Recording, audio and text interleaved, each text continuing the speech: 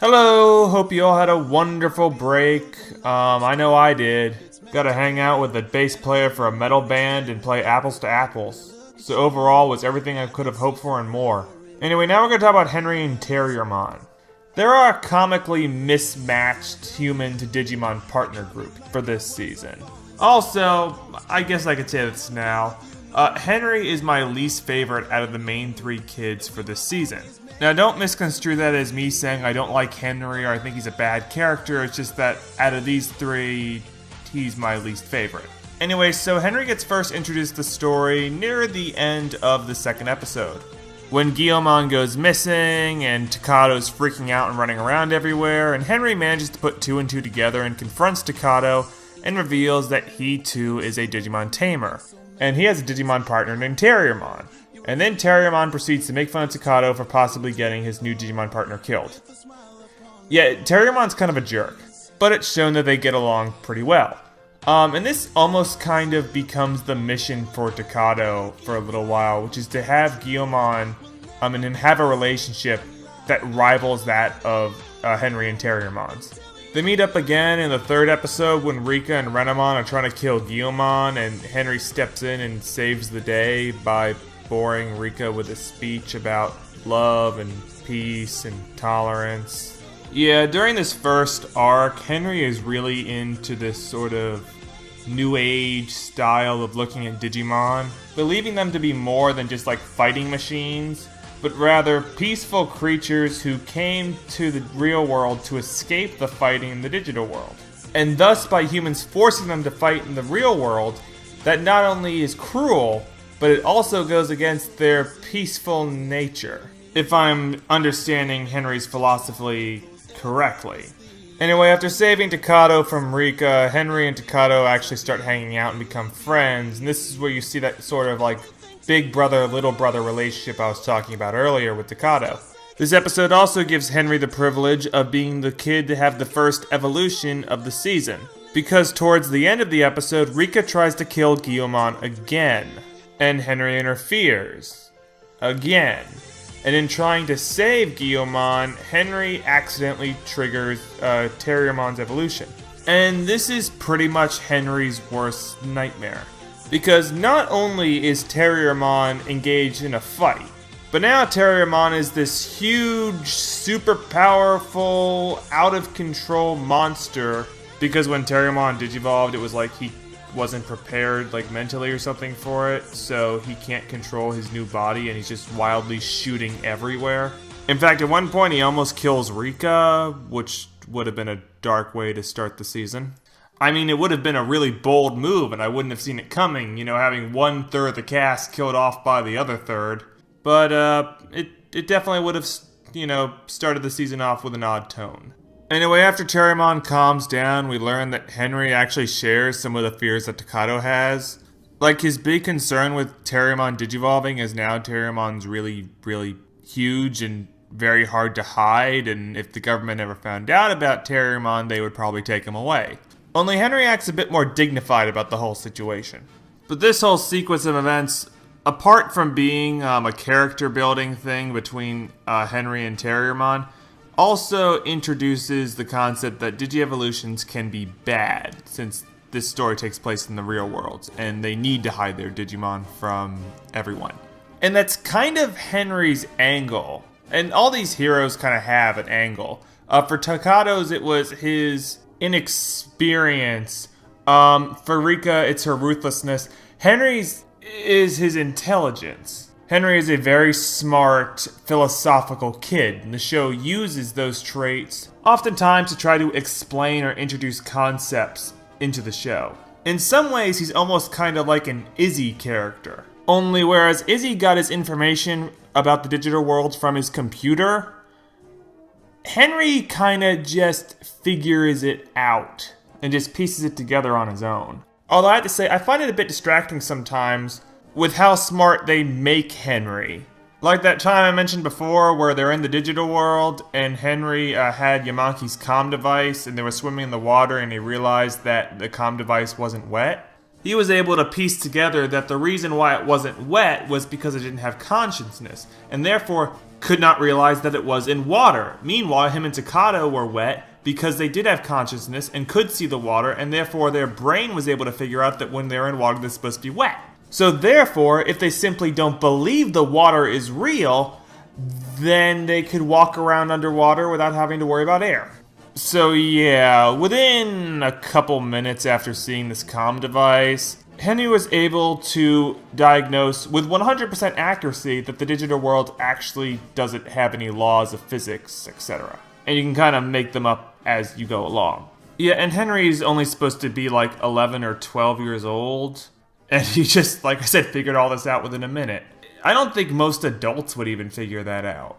But that's just one example where I feel like Henry's intelligence is a bit too, exploitable, I guess is the word. But the show does try to balance that out by making Henry's intelligence one of his weaknesses in a way. Because he's not shown to be infallible, he's wrong quite a few times. Often by overthinking things, or sometimes just overestimating his own intelligence. Like the big pseudo-conflict between him and Takato for the first arc is that Henry doesn't want to join up with Takato because he doesn't think Digimon should fight, and he just wants to be left out of the whole conflict. He thinks it'll all work itself out, I guess. And he's almost kind of overthought this whole idea of why Digimon are coming to the real world. Like I said, he thinks they're coming here for a better life, kind of like immigrants. And he actually thinks he can reason with Digimon. Like, actually talk them down and turn them peaceful. And as you can imagine, these all end horribly. So yeah, Henry's main arc for the first part of the season is just to try to get him to learn when fighting is acceptable. And this is honestly probably my least favorite character arc. I think it's because it doesn't have as many options for character growth as other arcs have in this season. I think it's because the writers want to have Henry be able to conflict with Takato on some kind of philosophical level without having him be like an antagonist like Rika and Yamaki were. It just seems like the writers wanted a character who could explain philosophical things and explore some of the deeper meanings the show is trying to push forward, while at the same time having a character who's open and friendly towards Takato so that they can hang out and talk about Digimon stuff so that Takato's not completely isolated. And that's the thing about Henry. I do find his character generally likable. I mean, he's a nice kid, he has a sense of humor. And I do have to say, sometimes when hanging around with Takato, I do like to have a character who has more of a sense of responsibility. Although, like I said, that can get a little weird sometimes because Henry acts sometimes way older than his actual age. But still, overall, I like Henry, or at least his character. I just think he has a very weak first arc. Mainly due to Henry's non-threatening and non-combative attitude and personality, this arc doesn't really have a lot of stuff to work off of. Like, I feel in order for this arc to single-handedly carry Henry's character development, Henry would have to be a bit more condescending to either Takato or Terriermon, and maybe be a bit more defensive about some of his ideas, especially when they don't turn out to be right. But I feel like part of this is Takato's fault. I don't feel like Takato challenges Henry enough on a mental or philosophical level. He usually just kind of sits and listens. But I guess that's because they're both kind of non-confrontational characters, especially towards each other. Which is okay, I guess. I mean, not all seasons have to have all the characters hate each other and constantly fighting. But I feel like it would have helped Henry's character development a little bit more if he had somebody in the group that was willing to challenge him more. Especially during this first arc. I mean, the character to do it would have been Rika, but I feel like this season has this weird thing where they try to keep Henry and Rika separated as much as possible. I mean, like I said, Takato doesn't really challenge Henry. I mean, the biggest fight I remember the two having was when they were in the digital world and they were fighting on whether or not they should help these chocolate teddy bear creatures fight off this evil motorcycle. Henry said it was none of their business, and Takato said, well, we had to help him anyway. This episode doesn't even really matter or do anything important, it just establishes how Beelzemon got his motorcycle. I mean, even when Henry royally screws up, Takato doesn't really put up much of a fight against him, or even call him out on it that much. Like when Henry almost got everybody killed because he tried to use his non-violent pacifist approach to fight this clearly evil Gorillamon by trying to talk it down. Yeah, it didn't really go so well. But Takato didn't really raise much of a stink about it, and Henry didn't really seem to take much away from this experience because he tries to do the exact same thing like 10 episodes later. I mean, give Takato credit. When he screws up and almost gets everybody killed, he tries to reflect on his mistakes and learn from it. Henry just thinks, well, reasoning with the giant monkey didn't work, but maybe if I reason with the giant samurai, it will work this time. Although, to be fair, this is the episode when Henry does realize that fighting is necessary when it means saving innocent lives. I don't know, I thought that was just kind of a meh way to round out Henry's character arc. But then again, I felt like this whole arc was kinda meh. Not this season's greatest. But I don't feel like this is what the show wanted to focus on for Henry's character. The season seemed much more creative and lively when trying to flesh out the relationship that Henry has with his family. Now, he's got quite a few family members, but the three that only really matter are his father, his sister, and his mother. Also, I'm not sure if this matters at all, but according to the website, it says that Henry is a Chinese immigrant. I don't remember this coming up in the show at all, but maybe this comes up in the original Japanese or something.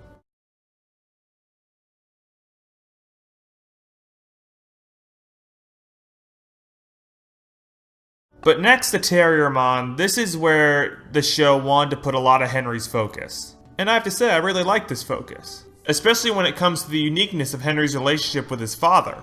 Because, I mean, Henry seems to have a somewhat strained relationship with his mother.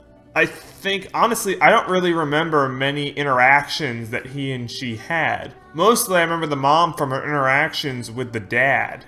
She's not a terrible parental character, she just didn't really flip my switch all that much. Or maybe she just got overshadowed by the two other relatives of Henry that share a lot of screen time with him. Then we got Susie, who is Henry's younger sister, who later in the story becomes a Tamer. She spends, like, most of the first half of the season just trying to be cute and kind of annoying Henry at times. She then gets transported to the digital world for no apparent reason and runs into one of the Devas, who, after getting its power taken away by the Sovereign, becomes her Digimon partner. And then she just kind of doesn't do a whole lot. I mean, her Digimon gets her power back when the Digimon Sovereign stops being a jerk, but still, in the third arc, when Antilamon gets her power back, she is not really all that useful because they're fighting the D-Reaper, which has been shown to be more than capable at handling ultimate level Digimon, even if they are Devas. So Susie, by extension, pretty much falls back to the wayside, just occasionally providing some comic relief, just like she did in the first arc. The only part of the story where she breaks away from this formula is during the second arc, at least towards the end of the second arc, when she's in the digital world with Henry, where she becomes a part of Henry's character development. Because naturally, Henry here is worried about the safety of his little sister when they're trapped in a world with things like this running around. He naturally becomes very overprotective of her, even going as far as to possibly consider killing her Digimon partner because she's a Deva, and therefore cannot be trusted. At least according to Henry. And I mean, he's not completely wrong. His paranoia is not unfounded. They have been spending the better part of 2 arcs now fighting the Devas. And they have been shown to employ deception, so it's not out of the realm of possibility that she is still a threat. And it is a nice juxtaposition to see how he acted in the beginning of the season when you compare him to how he's acting now.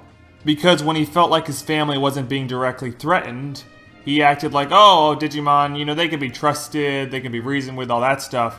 But here he is now, when his family is in direct threat. Now, all of a sudden, oh, now they can't be trusted. Now they're all monsters. Oh, no. The rift between brother and sister grows when Susie wants to go with Henry to meet the Digimon Sovereign, which Henry opposes because, well, the Digimon Sovereign's kind of insane. But she still can't grasp the danger, and she just doesn't want to be left alone again. And on top of that, Henry wants to take her Digimon partner with him to go meet the Sovereign, leaving her without a partner, which makes her protest grow even louder. And then I think it's implied Henry hits her. I'm not exactly sure about that. It seems kind of implied, and there is some questionable editing in this scene, and you know how the dub loves to censor things. You know, can't have a kid's show where a woman gets slapped around. What would the parents think? And honestly, I don't know how I feel about these relationship building scenes between Henry and Susie. Because on the one hand, this plays to some of Henry's strengths, mainly his relationship with his family. Like I said before, I like to see characters have relationships with their parents or siblings because it adds a new dimension to them and can make them more relatable to the audience. I mean, I'm pretty sure there are quite a few people that can relate to Henry in a lot of these situations when he's dealing with Susie. But the thing that throws me off is how Susie is included in this arc, and just how drastically her role changes over the course of a couple episodes. I mean, she goes to the digital world for completely nonsensical reasons. And by nonsensical reasons, I mean there were no reasons why she went to the digital world. She literally just teleported there without any explanation as to why or how. I think they said Diginomes did it, which just makes me want to punch everything. I really hate Diginomes. So anyway, Susie gets to the digital world, and then she gets a Digimon partner, which has all of its powers taken away, rendering it completely useless. Then Henry and Susie spend the next couple scenes together fighting with each other about safety and what's best for her. And he makes her stay behind while they go talk to the Sovereign, which doesn't go well, and Susie magically bubbles to the scene. And then Henry realizes that sometimes he needs to fight in order to protect the people he loves. Wait, didn't we already solve this emotional and philosophical crisis that Henry had? I thought he checked this whole let's talk about it attitude at the door when that samurai Digimon tried to kill that little girl with the balloon. But no, we gotta revive it for this little escapade. And then, realizing this, Henry gets Mega Level Evolution, and it's completely pointless. Because Henry tries to kill the Sovereign, but the Sovereign turns out to be like invincible, so they all just end up running away. Honestly, I think Henry's got the worst Mega Level, I don't know, I guess you call it like a sequence. He's got the worst because it's the most forgettable. Takado's was the most big and epic, and it was full of symbolism from this problem that he had with Guilmon from the beginning. So he felt some sort of resolution. Rika's is terrible, but it's so lazy, horribly put together, and just such a contrast to her characterization. It's almost laughable. Henry's is just so meh. It doesn't seem to have the thought put into it that they did for Takado's, and it doesn't seem to have the thoughtlessness that they put into Rika's. So it's not really incompetent, it's just boring. But helping Henry get Mega Level seems to be the big reason why Susie's here, to give him some sort of family strife that he resolves, and then that causes him to merge with Terriermon, or whatever. But the show just keeps adding stuff to her that seems just so unnecessary. Like making her a Tamer. Her getting a Digimon partner doesn't really change anything in the story. It doesn't upgrade her from comic relief to legitimate group member. As soon as the second arc ends, she's back to being comic relief. And like I said, second arc, weak, completely useless, blah blah blah.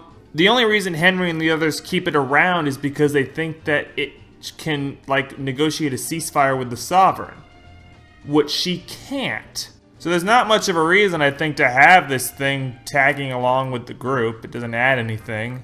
Well, I mean, you could say that it caused that argument that Henry and Susie had, which was the beginning of the rift between them, but that could have been caused by just about anything. In fact, I don't even think Susie needs to be here for some of these scenes. I mean, to me, it's kind of obvious that the show didn't want Susie to be a Tamer, or at least have her this involved in the show. The way they just carelessly flop her around from place to place. Oh, she's here, but magic brings her here. Oh, she's here, but magically she's now here. It just seemed really lazy and lacked forethought. And I mean, the writer's own website pretty much does spell this out in a way, because he said he never intended Susie to be a Tamer. But he was kind of forced to make her a Tamer because the guy that did the intro for the show showed her being a Tamer before the script was written. So it seemed like they just said, okay, we'll give her this Digimon that doesn't really do anything, doesn't have any real impact on the story, but it seems kind of cool, you know, having a Deva as a Digimon partner. And we'll have her have this emotional scene with Henry, which causes him to go Mega later. It seems like she's done something without actually needing to do anything. I mean, even then, this scene doesn't need Susie to be here. I mean, Henry could have just been worried about protecting his new friends that he's made from the Digimon Sovereign, not just solely protecting Susie. Whatever, I've talked about this enough. That's pretty much just Henry and Susie's relationship. He's the wise older brother, she's the bratty little sister who is supposed to be cute, and to some people I guess she is. She's not, I want to put this out there, she's not terrible. I just think her role as a Tamer is questionable and she'd be better off as just background comic relief. But I like some of the scenes that she and Henry have together and whatnot. I just don't think she's that cute. I think Kari did a better job at being an adorable small child than Susie. But I think that's just because Kari has a better voice actress who's actually good at making her character endearing, while Susie's voice actress is not doing the greatest job. And Susie's also just really acts spoiled a lot of times, and I prefer almost creepily perfect little girl character to spoiled brat little girl character. Okay, I'm done talking about this. We're going to move on to Henry's relationship with his dad, then we're going to move on to Terriermon. Henry's dad is, I think, the most active parent character this series has ever had. I mean, this guy invented Digimon and then became kind of like a villain character. Well, he works for Yamaki, who is trying to commit genocide upon the digital world. And he does that thing at the end, but he doesn't act like overtly evil or villainous at all. He just seems like a dad. He loves his kids, he loves his family. He does show signs of remorse for creating Digimon when he sees the amount of destruction they've caused and the risk that he's put his children in by creating them. But it's those type of things I like to see. I think he and Henry have a very simple relationship, just a father-son relationship. And I like the relationship that Henry and his dad have. Although I think I'm going to talk about this later actually when I get to Yamaki, because Henry's dad and Yamaki pretty much become sewn to the hip later on in the season, and I want to talk about some of the conflicts that arise between Henry and his dad while he's working for Yamaki. Now let's talk about everyone's favorite big-eared, smart-ass, rabbit monster thing, Terriermon.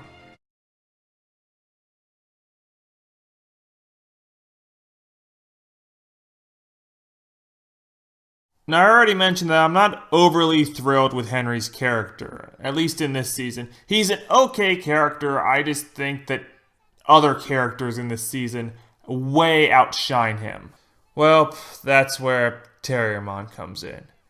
Terriermon is Henry's Digimon partner, and this thing is ridiculously fun to watch. He's a little Digimon with a big mouth, and this is no lie, probably one of the cutest things I have ever seen put into animation. He's got big floppy ears, a little body, big eyes. He's energetic without being annoying, and he just doesn't realize he's so small. And the voice they give Terriermon in the English dub is just near perfect.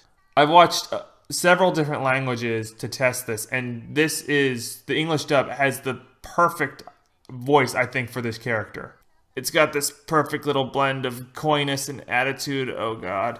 And he's got a catchphrase that is so sweet, oh. Henry, moment time. This is very difficult for me, because I don't handle cute things very well. At least things I find really, really, really cute. You see, most people when they see cute things act like this. Oh. When I see cute things, I respond more like this. Oh my god, these dogs are so cute. I want to throw up and kill myself. So whenever he talks and says stuff like, You look pretty good there at the end, but didn't you feel silly rolling around in the dirt like that? Who you calling a weenie? Henry, I think that qualifies as rude. I just think, oh god, that's so cute, my innards feel like they're going through a cheese grater. Anyway, Terriermon, I think, is what really makes Henry's character for me. Because like I said, I find Henry's character kind of lacking in this season, but Terriermon has this immense amount of personality and is overall just so much fun to watch. I feel that it more than makes up for some of Henry's shortcomings. But honestly, it's also really a huge crutch, because Terriermon probably, when you take out his personality and his humor, is the most one-dimensional Digimon partner in the sense that he doesn't really have an arc. I mean, the big mystery of this show is trying to figure out what exactly Digimon are. Are they evil monsters? Are they pets? Are they meant to do nothing but fight? Or are they supposed to have like a more peaceful purpose? That's the big mystery for these characters, and that's what drives a lot of their character arcs and character relationships. But out of the 6 characters in the main group, Terriermon is the only one that has the right idea, or at least is closest to the right idea.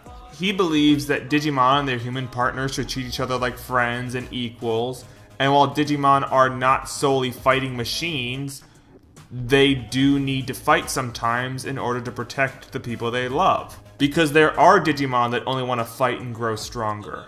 And that's one of the conflicts Terriermon has with Henry, is Terriermon recognizes that he needs to fight sometimes, but Henry keeps refusing to allow him to.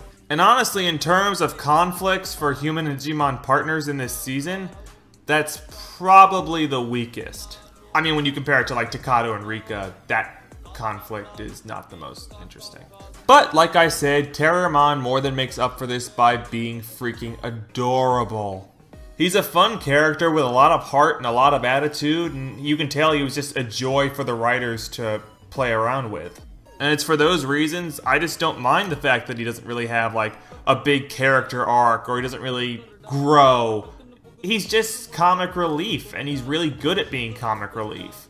And he does offer some guidance to Henry or other members of the group, and I just like him. And I feel that his more hyper, fun-loving personality, which allows him to just blurt things out without really thinking them through, contrasts perfectly with Henry's more laid-back but still serious personality, which, like I said, they do have a clashing personality issue, but their personalities don't clash too horribly. Henry obviously gets along with Terriermon very well, even if at times Henry seems like he's mothering Terriermon a bit, which is kind of weird, I think. But at the same time, I think it's pretty funny. But this also could be some more subtle reference to Henry's tendency to sometimes be overprotective of Terriermon, because the whole reason he doesn't want Terriermon to fight is because he fears he's going to lose Terriermon. Because Henry got Terriermon as a Digimon partner in a very traumatic way. You see, Henry got this Digimon video game for Christmas or his birthday or whatever. So he boots it up and he chooses Terriermon as his playable character. And he gets Terriermon into a fight with Gorillamon. And Henry's having fun even though he's losing.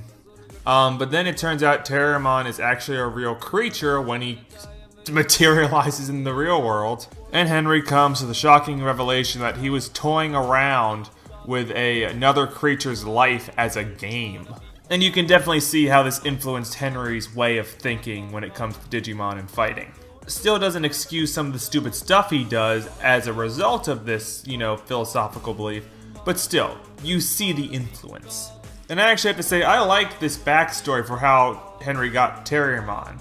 He got a Digimon partner by committing some sort of tragedy upon it. You don't see a lot of those in this season. And it's handled really well, which is par for the course for this season.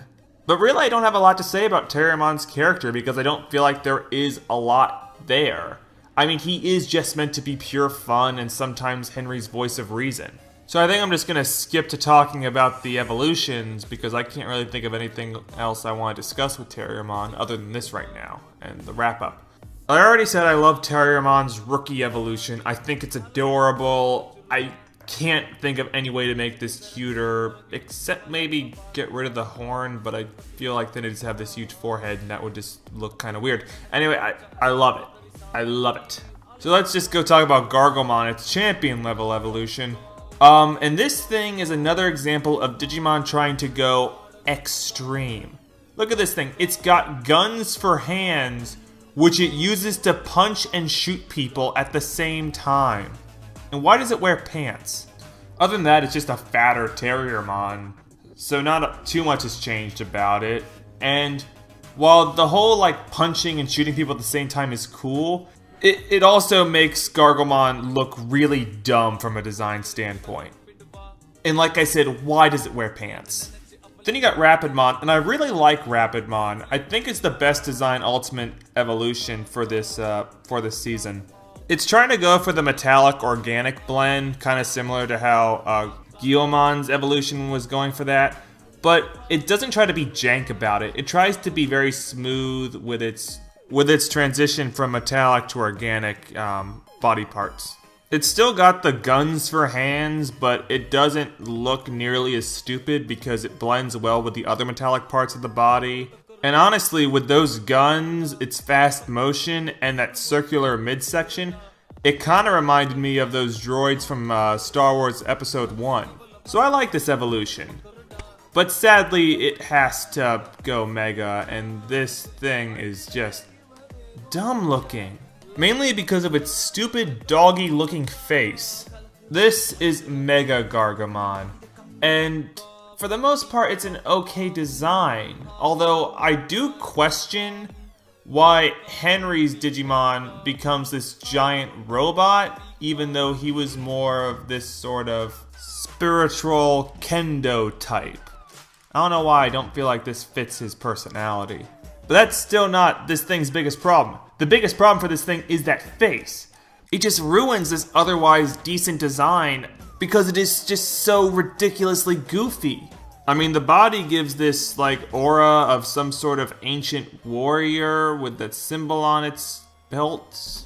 It's got the cool gun parts for its arms. Its rocket launching shoulder pads are pretty goofy, especially since the missiles smile. But still, nothing is as goofy as that stupid looking face. I can't get over it. And this thing fights like some weird Japanese toy, because it's like a giant action figure. It's got missiles coming out of everywhere. Which, you know, was always Henry's kind of style of fighting too. Carpet bombing entire cities, just blowing everything up. Oh yeah, just fits his personality perfectly. So I'm going to say it's my least favorite of the 3 main mega levels. Actually, I'll take that back. It's the worst out of the 4 main mega levels, because Rio's looks better than this. In fact, Rio's, Takado's, and Rika's, all their designs seem to fit Henry's personality more than this one does, which is just so distracting for me. But final thoughts for Henry and Terriermon. I kind of feel like Henry and Terriermon were what Joe and Gomamon and Cody and Armadillomon were supposed to be. The more intellectually based human partner with the more goofy Digimon partner. Except done way better with the characterization of both the human and Digimon partner more fleshed out, and their rapport definitely worked on quite a bit. And like I mentioned before, I feel that as characters in this season, their character development in this season I think is the least interesting, but I just think they're an enjoyable pair to watch.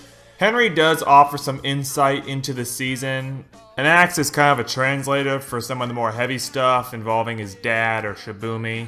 As I think I said before, he doesn't have the same amount of charm that Izzy had to make this type of character very lovable, but at the same time, that doesn't seem like what Henry's character is going for. Mainly going more for a very serious kid, while at the same time being very caring, even though sometimes he has a hard time expressing that to family members. And I do like the fact Henry does have these relationships with his family members. I really do like the relationship that he has with his dad, and that does come into play a lot in the season. And Terriermon is pretty fun also. You know what, I'm just going to end it off here because I am pretty excited for what we're going to talk about next time. And I think you all know what that is. Anyway, I'm just going to say goodnight and have a good new year. Bye. I kinda like to be the president, so I can show you how your money's spent. Why can't we be friends? Why can't we? Oh, yeah. Please stop that.